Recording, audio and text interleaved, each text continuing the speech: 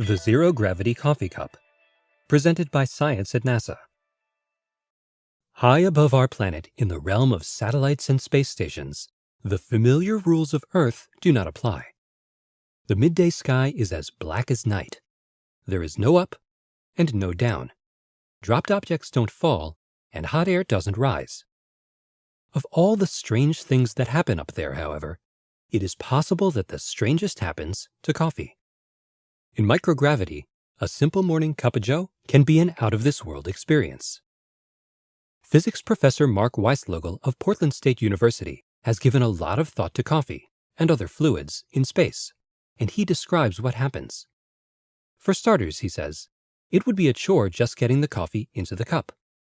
Absent the pull of gravity, pouring liquids can be very tricky.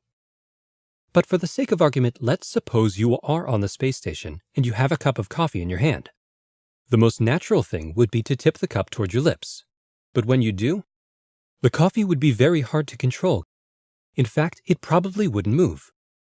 You'd have to shake the cup toward your face and hope that some of the hot liquid breaks loose and floats towards your mouth. On the bright side, you will probably be wide awake by the time the cup is empty. Coffee is not the only liquid that misbehaves in space. Cryogenic fuels, thermal coolants, potable water, and urine do it too. The behavior of fluids is one of the most unintuitive things in all of spaceflight. This poses an extreme challenge for engineers designing spacecraft systems that use fluids.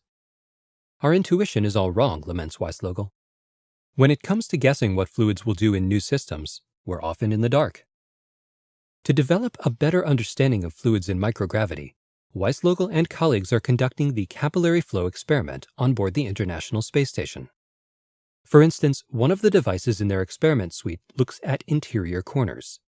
If two solid surfaces meet at a narrow enough angle, fluids in microgravity naturally flow along the joint. No pumping required. This capillary effect could be used to guide all kinds of fluids through spacecraft, from cryogenic fuel to recycled wastewater. Capillary-driven flow is difficult to study on Earth, where it is dampened by gravity. Yet on the space station, large-scale corner flows are easy to create and observe. Weislogel and colleagues have already been granted 3 patents for devices invented as a result of their work. One is for a microgravity condensing heat exchanger. Another describes a device that separates and controls multi-phase fluids. The third patent is for, you guessed it, a low-gravity coffee cup. Astronaut Don Pettit, who worked with the capillary flow experiment during his time on board the space station, helped invent the cup, and he shares the patent with Weislogel and 2 mathematicians, Paul Konkis and Robert Finn, who performed the first theoretical analysis of the phenomenon. Basically, one side of the cup has a sharp interior corner. In the microgravity environment of the space station, capillary forces send fluid flowing along the channel right into the lips of the drinker.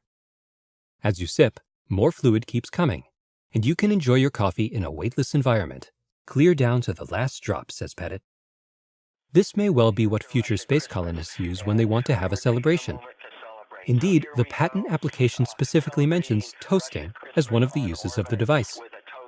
It's easy to imagine what they might be toasting. Toilets and air conditioners and fuel tanks and recycling systems, all working better thanks to capillary flow experiments on the space station. For more news about the everyday strangeness of space travel, please visit science.nasa.gov.